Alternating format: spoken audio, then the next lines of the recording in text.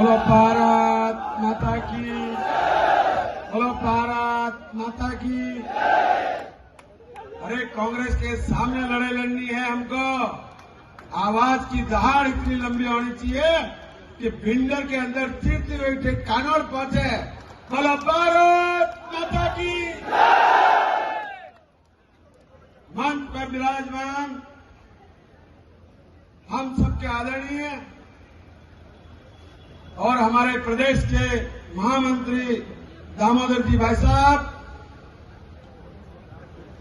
हमारे जिले के पूर्व जिला अध्यक्ष और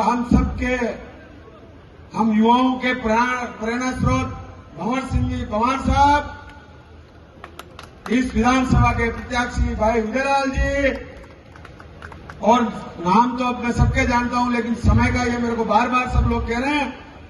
बाहर से पधारे हुए हमारे पीसी ब्रांडा साहब जो गुजरात से एमएलए हैं, और भाई विपिन बिहारी जी जिन्होंने अपने उद्बोधन और पिछले 1 महीने से इस वल्लभ नगर में घूम करके हमारे भारतीय जनता पार्टी का ऑक्सीजन देने का काम किया।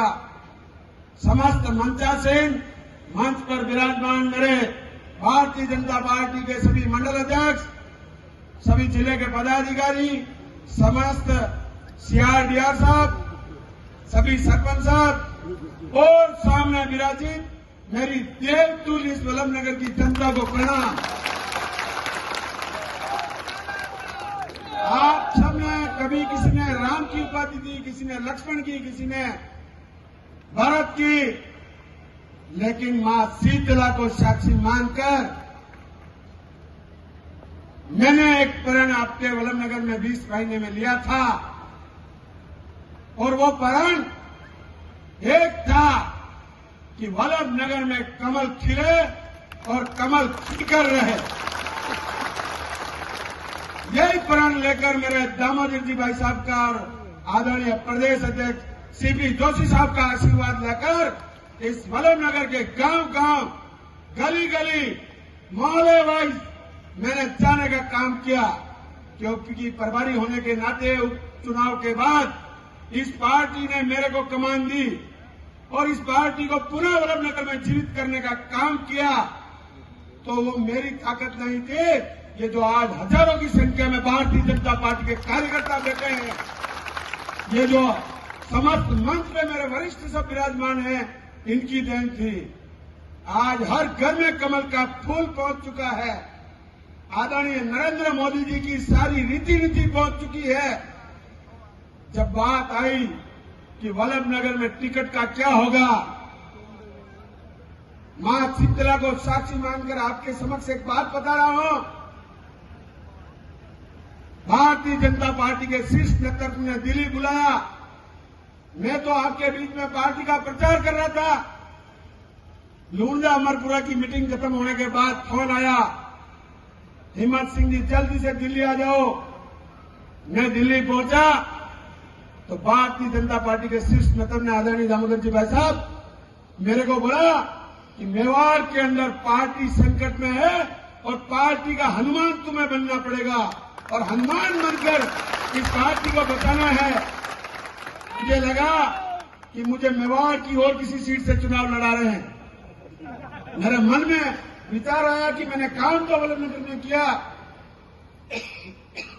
फिर कोई ऐसा प्रयोग नहीं कर दे कि मुझे फिर दूसरी जगह जाना पड़े। लेकिन शीर्ष नेतृत्व ने और मेरे राजनीतिक गुरु सीपी जोशी साहब ने मेरे सामने एक बात ऐसी रख दी, मेरे कुछ सेकंड के लिए, कुछ मिनट के लिए आंखों के आगे अंधेरा आ गया, ऐसा लगा घुटने टूट गए। उन्होंने बोला आरएलपी नाम की एक पार्टी मेवाड़ में खड़ी हो रही है, अगर वो रुक जाए तो हम भारतीय जनता पार्टी की 15 सीटों पर अपना प्रभाव और अधिक डाल सकते हैं। उसके लिए भाई हिम्मत सिंह तुम्हारी पार्टी के प्रति समर्पण चाहिए, तुम्हारी निष्ठा चाहिए और तुम्हारा त्याग चाहिए। आदरणीय सीपी जोशी साहब, इस मंच के माध्यम से मैं एक बात कहना चाहता हूं। इस पार्टी के लिए ये सीट का त्याग तो क्या, हिम्मत सिंह की जान भी देनी पड़ेगी तो दे देगा।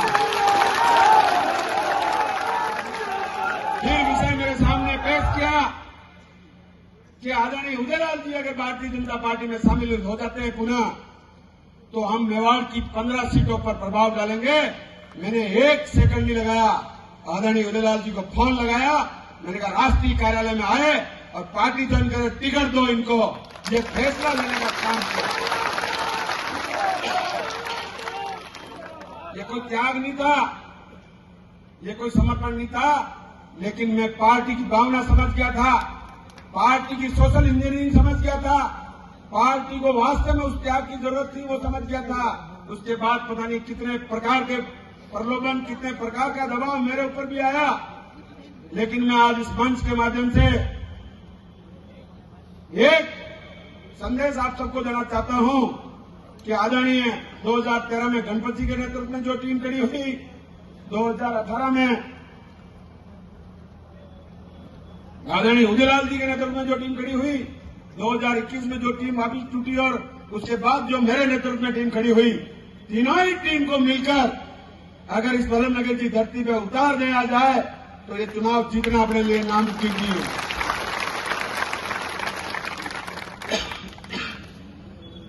भारतीय जनता पार्टी के समस्त मंडल अध्यक्ष यहाँ विराजमान है और ऐसे मंडल अध्यक्ष का निर्माण इन 20 महीनों में हुआ है जिन्होंने इस पार्टी को पन्ना प्रमुख की